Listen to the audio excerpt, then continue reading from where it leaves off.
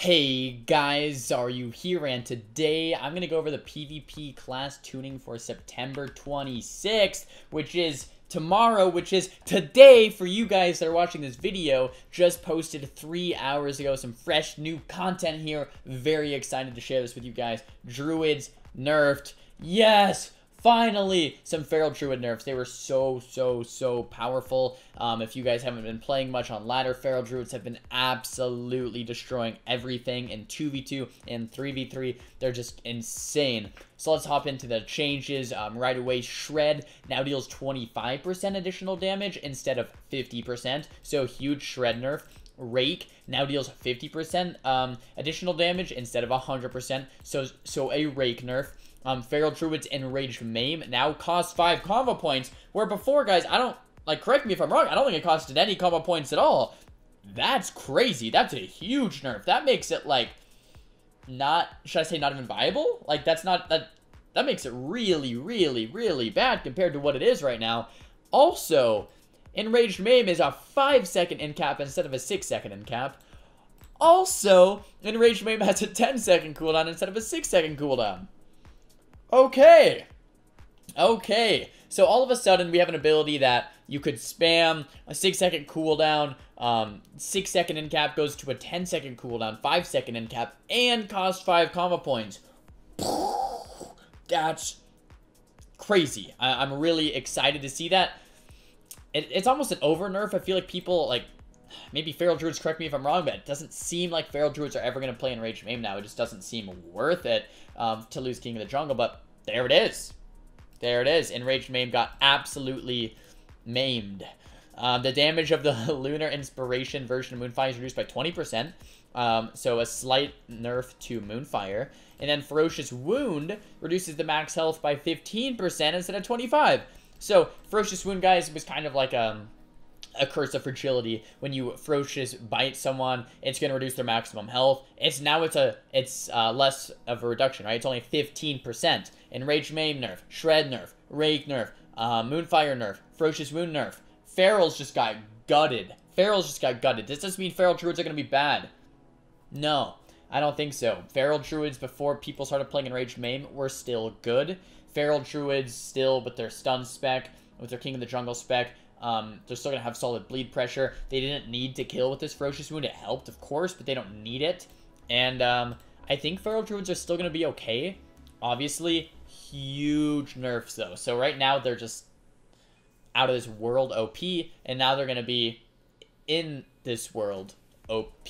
So let's look at next changes here. Demon Hunter. Also a very strong class right now. Demon Hunter, double Demon Hunter Warrior, Demon Hunter DK. A lot of these melee cleaves are absolutely destroying the ladder right now. Imprisoned duration on players is now 3 seconds instead of 4. I'm interested to see how this is going to affect detainment as well. If it is going to affect detainment, detainment is going to go from, I think it's 5 right now to 4, or if it's going to stay the same, because it's not technically in prison. But nonetheless, Imprisons is now 3 seconds instead of 4, and now Detainment increases Imprison's cooldown to 45, up from 30. So maybe not. So maybe Detainment's still the same exact duration. I don't know. I don't think I see a Detainment nerf, but it is a longer cooldown. So if you do pick that Detainment, it's going to be a longer cooldown. If you go with the Imprison, it's going to be a shorter end cap. So what do you want? Do you want the longer cooldown, longer end cap, or do you want the, it's really a Cyclone, not even an end cap, or the shorter cooldown, shorter end cap? So you kind of get the choice there. Slight Demon Hunter nerfs, thumbs up, good. Think it was worth it. Demon Hunter is very powerful on ladder right now. So now we have Mistweaver Monk. PvP template versatility increased by 5%, so that's a buff. PvP template armor increased by 10%, another buff. Mana regeneration increased by 5%, another buff. And Life Cocoon Absorb increased by 10%, another buff. All around good changes. Mistweavers, everyone would agree right now, they are the worst healer in the game. All of these things definitely needed. I don't know if it's the right changes. So mana regeneration was the biggest problem between for Mistweavers right now, right? You start a game as a Mistweaver and you're in 2 minutes, and that's why no one runs them right now, because you go instantly. The throughput actually isn't terrible. It's not insane, but it's not terrible, but you just go so fast. I definitely love the mana regeneration change, but I almost want to see the mana regen up to like 10 or 15% higher. So like make this number a lot higher. And then I don't, like their armor and versatility, you know, maybe keep about the same, or you know, maybe like the change is fine, but the mana regeneration I think is the big problem with Mistweavers, and I'm not sure if 5% is going to be enough. And if it's not, then guess what? You're still not going to see any Mistweavers even after all these buffs. The Life Cocoon Absorb, I definitely see that as well. The problem with Life Cocoon right now, guys, is it's a Mistweaver big defensive cooldown. You use Life Cocoon and a Feral Ferocious Bites and it's gone. You know, you use Life Cocoon and a couple seconds of bleeds or a Chaos Bolt or something and it's gone, right? So, or not only gone, but gone plus more. So the 10% increase, I love that. The mana regeneration increase, I love that. But I still think Mistweavers might have a slight mana problem even after this change, because it's not like it was close. It's not like, oh, you know, Mistweavers almost kept up with Resto Shamans. Mistweavers almost kept up with no. Mistweavers went in 2 minutes. Resto Shamans could heal for 10. You know, 5%, it's going to help, definitely. And these changes are going to help, definitely. But it might not be enough, is what I'm saying, as far as the mana regeneration. But we're going to have to wait and see for ourselves here.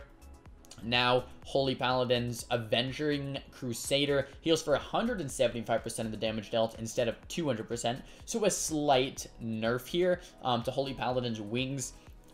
They've been nerfed quite a bit. I guess it's okay to nerf them a little bit more. Avenging Crusader is crazy powerful right now. Avenging Crusader is one of those talents where they pop it. Okay, everything's full HP on your whole team no matter what.